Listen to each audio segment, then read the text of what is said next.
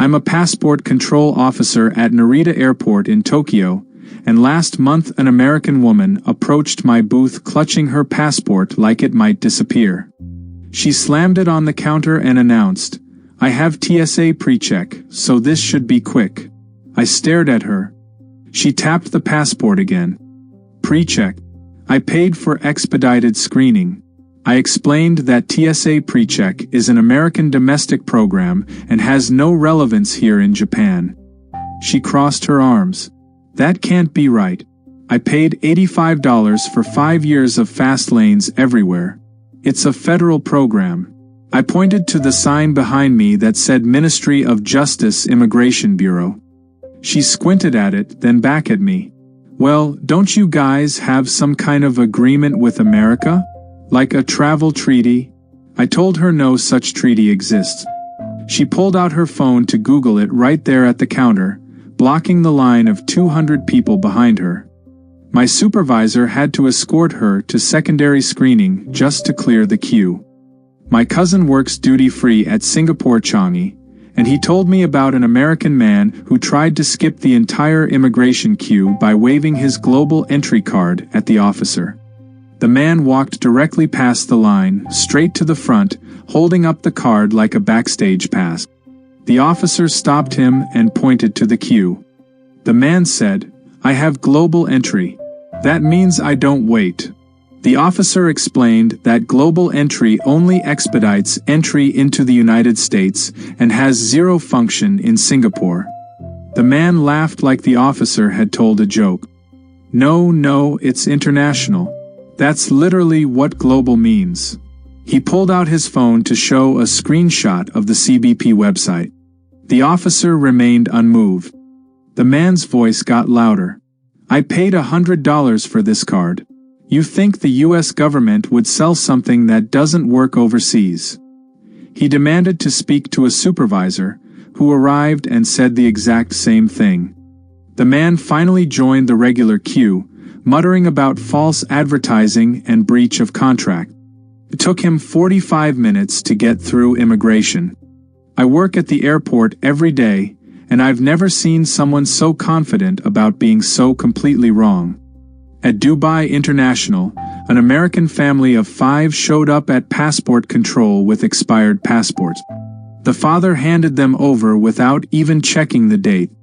The immigration officer flipped through the first one, pointed to the expiration date, and said, "This passport expired 8 months ago." The father shrugged. "Yeah, but we're American citizens. You can't deny entry to American citizens." The officer blinked. "Sir, this isn't America. You're in the United Arab Emirates." The father leaned forward. "Right, but international law says you have to accept valid identification." The officer held up the passport. "This isn't valid identification. It's expired." The wife chimed in. "But we're citizens. We have rights." The officer asked if they had any other form of documentation. They didn't. The family was refused entry and put on the next flight back to New York. As they walked away, the father was already on the phone with his lawyer, demanding to know what kind of lawsuit he could file against the UAE government for discrimination. "I'm a security supervisor at Frankfurt Airport, and last spring an American woman arrived at the checkpoint wearing shoes with metal buckles, a belt with a large metal clasp, and approximately 7 layers of jewelry. The scanner beeped. She walked back through, removed nothing, and tried again. It beeped louder. I approached and asked her to remove her metal items. She looked offended. In America, they have these new scanners where you don't have to take anything off. You guys need to upgrade. I explained that our scanners detect metal regardless of their age. She held up her wrist. These are my emotional support bracelet. I can't remove them. It's a medical thing. I told her she had to remove them or go through a manual pat-down. She huffed, removed one bracelet, and walked through again. The alarm went off. She spun around. Your machine is broken. This is harassment. It took 3 officers and 15 minutes to get her through security. She filed a formal complaint with the airport, claiming we violated her rights under the Americans with Disabilities Act. We're in Germany. My brother manages a customs desk at Incheon Airport in Seoul, and he once processed an American man who declared absolutely nothing on his customs form despite carrying 6 large shopping bags. My brother asked what was in the bags. The man said, "Personal items." My brother asked him to open one. Inside were 15 bottles of expensive Korean skincare products, all brand new with tags attached. The man insisted they were gifts for friends and therefore not taxable. My brother explained that gifts over a certain value must be declared and may incur duty. The man pulled out a printed article from a U.S. travel blog. It says right here that duty-free means you don't pay taxes on anything you buy abroad. My brother clarified that duty-free refers to specific shops and allowances, not unlimited shopping immunity. The man scoffed. "That's not how it works in America. We have freedom of commerce." My brother applied the appropriate duties. The man paid, then demanded a receipt so he could claim it as a tax deduction. He was completely serious. "I'm a customs officer at Melbourne Airport, and an American couple once arrived with an entire suitcase full of dried meat, nuts, and homemade preserves. When I asked if they had anything to declare, they said no. I opened the suitcase during a random inspection. The wife gasped, 'That's our food for the trip. We don't trust Australian restaurants.' I explained that Australia has extremely strict biosecurity laws and most of these items are prohibited. The husband interrupted, 'We read online that you can bring food if it's for personal consumption. It's not like we're selling it.' I showed them the biosecurity declaration card they'd signed, which explicitly lists meat and nuts as prohibited items. The wife argued, 'But it's dried. There's no bacteria.' I explained that dried products can still carry pests and diseases. They lost the entire suitcase of food. As they walked away, the husband yelled back, 'In America, we're allowed to bring food on planes. This is government overreach.' I work passport control at Heathrow in London, and last winter an American man presented a passport that didn't look anything like him. The photo showed a clean-shaven man with short hair. The man in front of me had a full beard and long hair pulled into a bun. I asked when the photo was taken. He said, 2 years ago, but it's definitely me. I explained that significant appearance changes can cause delays and he might need a new passport photo. He laughed. Are you serious? People change their hair all the time. This is absurd. I asked if he had any other identification. He showed me his driver's license, which also looked nothing like him. He threw his hands up. What do you want me to do, shave right here? This is a violation of my personal freedom. I sent him to secondary screening, where they ran facial recognition software. It took 20 minutes. He was legitimate, but he spent the entire time insisting that no other country in the world would have this problem. He was convinced the UK has uniquely strict standards. We don't. His passport photo just looked like a different person. I'm a baggage inspector at Charles de Gaulle Airport in Paris, and an American woman once had her carry-on flagged because it contained 3 full-size bottles of shampoo, conditioner, and body wash. I informed her these exceeded the liquid limit. She pulled out a laminated card. I have a medical condition that requires specific product. This card says I'm exempt from the 100 milliliters rule. I examined the card. It was a printed template she'd made herself at home, signed by nobody. I explained that legitimate medical exemptions require official documentation from a physician. She insisted the card was official because she'd printed it on cardstock. I've flown with this through 5 American airports and nobody's ever stopped me. I told her that TSA procedures might differ, but EU regulations are clear. She demanded to speak to a supervisor. The supervisor arrived, looked at the card, and confiscated the liquid. She burst into tears. These cost $200. You're stealing from me. She tried to file a police report. The police officer told her the airport was following the law. She left threatening to sue France. My friend works at the information desk at Changi Airport, and an American man once approached demanding to know why the airport didn't have a Starbucks in the international terminal. My friend explained there were multiple coffee shops available, just not Starbucks. The man was incredulous. How is that possible?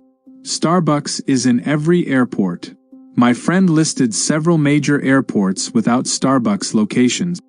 The man cut her off. Those don't count. I'm talking about real airports. He genuinely believed that Changi, one of the world's best airports, was inferior because it lacked his preferred chain. He asked to file a complaint with the airport director. My friend provided him with the feedback form. He spent 15 minutes writing a detailed letter about how Singapore was losing tourism revenue by not accommodating American preferences. He suggested they do market research on what international travelers actually want. My friend smiled, thanked him for his feedback, and watched him walk away muttering about globalization. I'm a currency exchange clerk at Istanbul Airport, and an American man once tried to pay for his exchange fees with a personal check. I explained we only accept cash or card. He looked confused. What do you mean? A check is legal tender. I clarified that checks must be processed through banks and aren't considered immediate payment. He pulled out his checkbook and waved it. This is backed by the Federal Reserve. It's as good as cash. I told him that Turkish currency exchanges don't process American check. He accused me of discrimination. You have to accept this. It's a guaranteed form of payment. I offered to direct him to an ATM.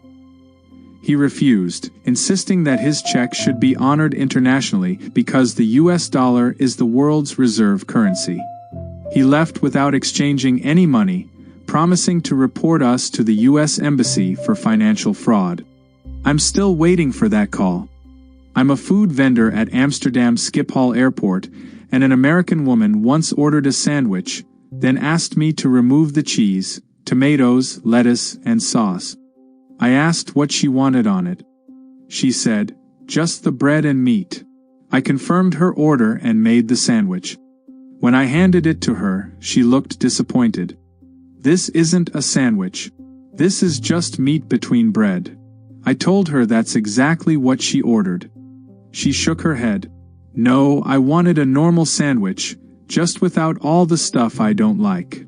I explained that the stuff she didn't like was what made it a complete sandwich. She insisted I remake it with normal American ingredients. I asked her to specify. She said, you know, like what they have at Subway. I don't work at Subway. I told her I could add different ingredients if she wanted, but she'd already eliminated everything we offered. She demanded a refund, claiming I'd deliberately misunderstood her order. I refunded her, and she walked away muttering that European airports have terrible customer service.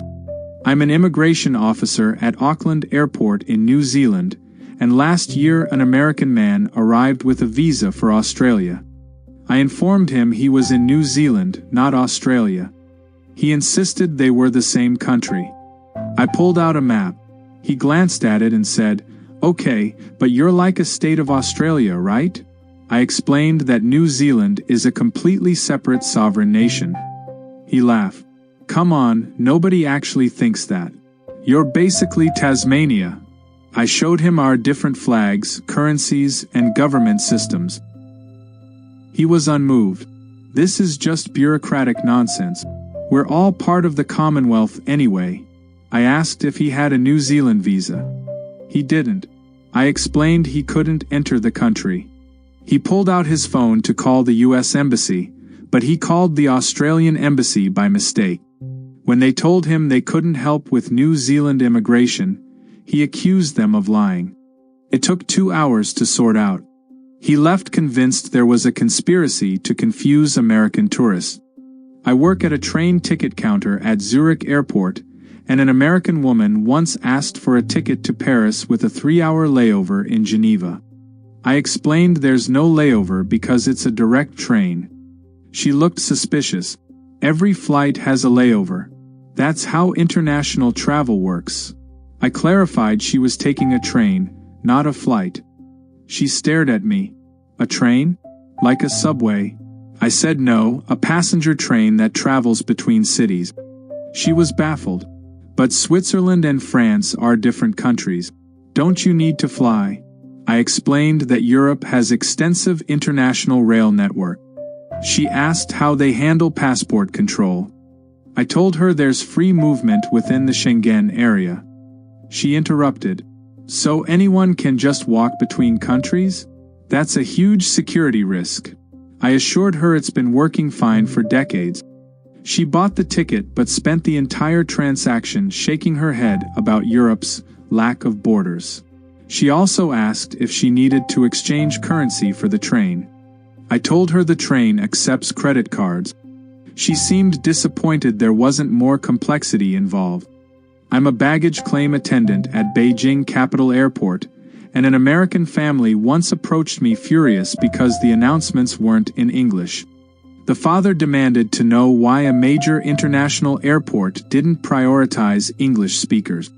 I explained that announcements are made in Mandarin first, then English. He cut me off. I've been waiting 20 minutes and haven't heard a single English word. I pointed to the display screen showing English translations. He ignored it. Screens don't count. People need to hear things. I told him the English announcements had been playing regularly. His wife jumped in. Well, they're too quiet. You need to make them louder. I explained the volume is standardized. The father shook his head. This is why China will never be a real tourist destination. You don't cater to international visitors. I reminded him that Chinese tourists vastly outnumber American tourists globally, and most international visitors to China aren't native English speakers. He called this communist propaganda and walked away. His luggage had been sitting on the carousel the entire time. He just hadn't looked at the display screen showing which carousel to go to.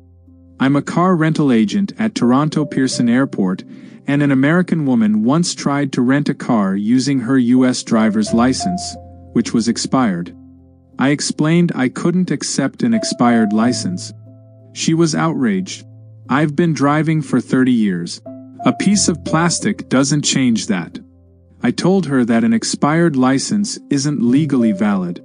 She argued that Canada and America are practically the same country, so our driving laws should align.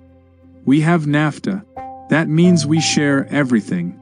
I clarified that NAFTA is a trade agreement, not a mutual driver's license recognition treaty. She insisted her expired license proved she was an experienced driver, and that should be enough. I offered to call her a taxi. She refused. I'm not paying for a taxi when I'm a perfectly qualified driver. She demanded to speak to the regional manager. The manager explained the exact same thing. She left threatening to drive anyway and daring us to stop her. We noted her information and reported it to local police. She didn't get very far. I'm a gate agent at Dubai International, and last month an American man missed his flight because he spent 45 minutes arguing with security about removing his shoes. He kept insisting that America had moved past this requirement, so Dubai should too. By the time he made it through screening, his gate had closed. He demanded we reopen the gate. I explained the aircraft had already pushed back from the terminal. He threatened to sue the airport, the airline, and personally sue me for obstruction of travel. I handed him a rebooking form. He crumpled it up. I have a connecting flight in London in 3 hours. You're making me miss it. I told him his connecting flight was impossible to make anyway because it was physically in the air right now. He didn't believe me. He insisted time zones meant he still had 5 hours. I pulled up the live flight tracker. He stared at it, then said the tracker must be wrong. He's currently in our airport hotel, still trying to find a lawyer who will take his case. I see people like him every single day. They arrive expecting the entire world to operate like a continuation of American airports, and when it doesn't, they're genuinely shocked. The rules aren't complicated. They're just different. But somehow, that's the hardest thing to accept.